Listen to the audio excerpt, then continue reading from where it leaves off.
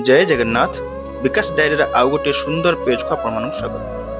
आज भिडियोटी मो बहुत स्पेशल आ कहीं स्पेशल वीडियो लास्ट टाइम देखते आप निश्चित बुझीपारे। एक्चुअली सांग मैंने रथयात्रा पुरी को न जाइबार दुख तो डेफिनेटली लगुए। सो भाविली जेहेतु रेमुणा रोचे सो रेमुणा रथयात्रा को एक्सप्लोर कले केमी हम सो या भावी चलिली रथयात्रा देखा एमती जावा बेले बाटर ये आमर था प्रथम रथ दर्शन जोटा कि आम रेमुणा ब्लॉक छक पाखर रथ था।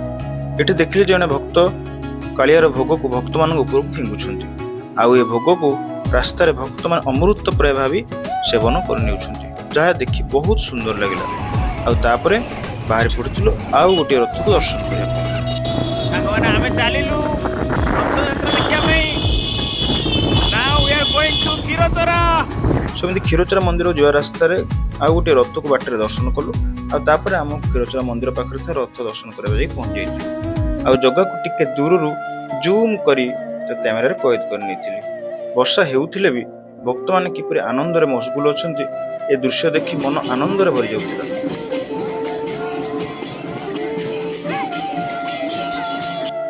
ତାପରେ ଏ ଭଉଣୀ ମାନଙ୍କର ନାଚ ଦେଖି ଭାରି ଖୁସି ଲାଗିଲା। ଏ ସବୁ ଦୃଶ୍ୟର ମନ ଭରି ଉପଭୋଗ କରି ନେକ୍ସଟ ରଥ ଦେଖିବା ପାଇଁ ବାହାରି ପଡିଥିଲୁ। ବାଟରେ ଗୋଟେ ସୁନ୍ଦର ଭଜନଟି ମୋ କାନରେ ପଡିଲା ଆଉ ଏ ଭଜନ ଯେବେ ବି ମୋ କାନରେ ପଡେ ମୁଁ ଟିକେ ତ ଡେଫିନେଟଲି ଗୁନଗୁନ ହେଇଯାଏ।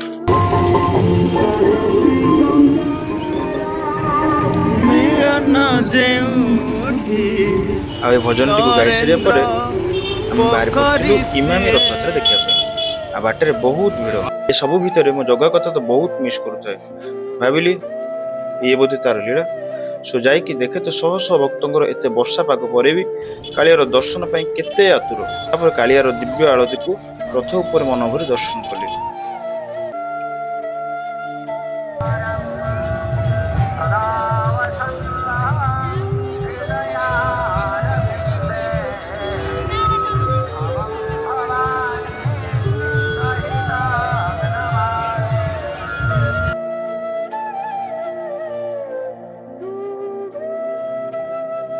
କାଳିଆର ରଥ ଉପରେ ଦିବ୍ୟ ଦର୍ଶନ କରିସାରି ଇମାମି ମନ୍ଦିରର ଚାରିପାର୍ଶ୍ୱରେ ଥିବା ଲାଇଟ୍ ଏବଂ ତାର ଡେକୋରେସନକୁ ମନ ଭରି ଉପଭୋଗ କରି ନେଇଥିଲି ଏବଂ ନେକ୍ସଟ ରଥ ଏକ୍ସପ୍ଲୋର କରିବା ପାଇଁ ବାହାରି ପଡିଥିଲି।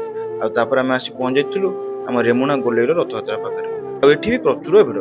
ସୋ ଏ ସବୁ ଜାଗାରେ କାଳିଆର ଟିକେ ଟିକେ ଟିକେ ଟିକେ ଦର୍ଶନ କରି ଶେଷରେ ଘରକୁ ଯିବା ପାଇଁ ବାହାରି ପଡିଥିଲି। ସାଙ୍ଗମାନେ ଇଏ ରହିଲା ଯୋଉ ଛୋଟ ମିନି ବ୍ଲଗ୍ସ ବ୍ଲଗ୍ସ ତ ନୁହେଁ ରେମୁଣା ମାଟିରେ ମୋର କାଳିଆର ଦିବ୍ୟ ଦର୍ଶନ। ସୋ ଏ ଭିଡ଼ିଓଟି ଆପଣଙ୍କୁ କେମିତି ଲାଗିଲା ଲାଇକ୍ ସେୟାର କରି କମେଣ୍ଟରେ ଡେଫିନେଟଲି ଜଣାଇବେ। ଆଉ ହଁ ସବସ୍କ୍ରାଇବ କରିବାକୁ ଜମା ଭୁଲିବେନି। ରହିଲି ଜୟ ଜଗନ୍ନାଥ।